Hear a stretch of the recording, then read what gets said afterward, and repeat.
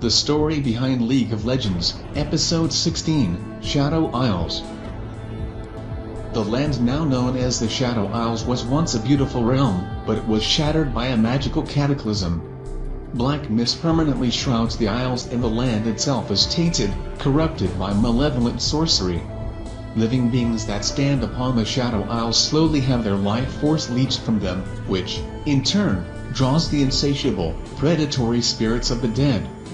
Those who perish within the black mist are condemned to haunt this melancholy land for eternity. Worse, the power of the Shadow Isles is waxing stronger with every passing year, allowing the shades of undeath to extend their range and reap souls all across Runeterra. Denizens of the Shadow Isles.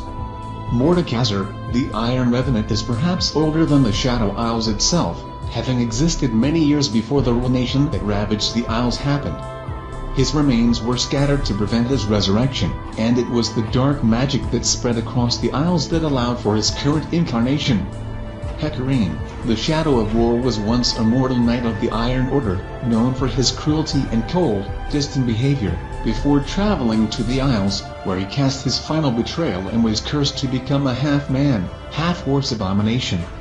Callista, the Spear of Vengeance, served the same king as Hecarim, and was instructed with the task to discover an antidote for the king's dying wife, poisoned by an assassin.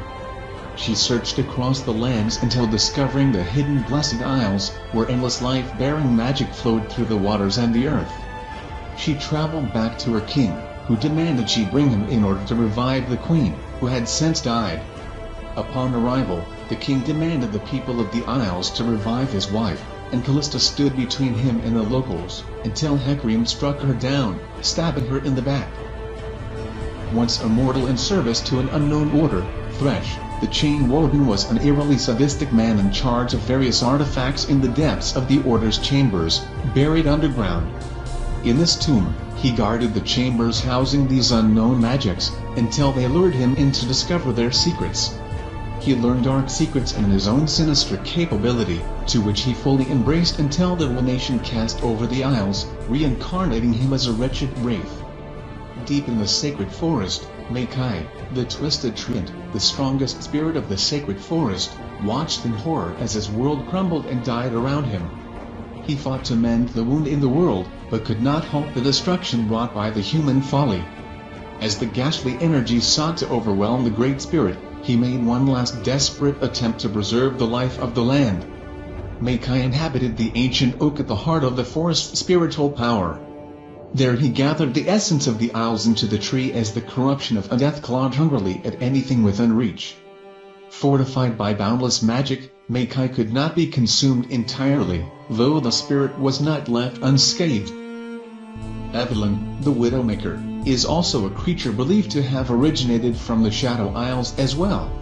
It is clear upon first meeting her, and surviving, that she is not quite human. Some theorize that she was cursed with a mild form of fantastical vampirism as a child. Supporters of this theory contend that her ability to sap the very life essence of her opponents while still being able to tolerate direct sunlight would account for this belief. Another popular theory is that she abused the use of magic as a child, morphing her into the hungering beast her opponents see on the battlefield. Yorick, the Shepherd of Lost Souls, is the last survivor of a long-forgotten religious order.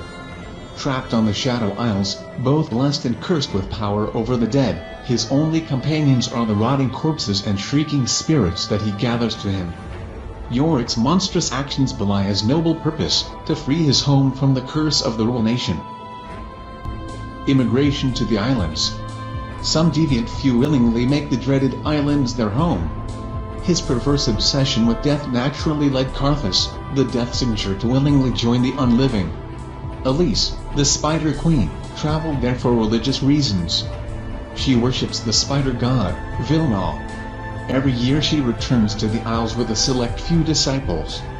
She then feeds them to the god in exchange for a youth-prolonging gift of venom. She would return to Valorn preaching her deity and leading a pilgrimage again by the end of the year. Thank you for watching. Please don't forget to share video and subscribe us channel.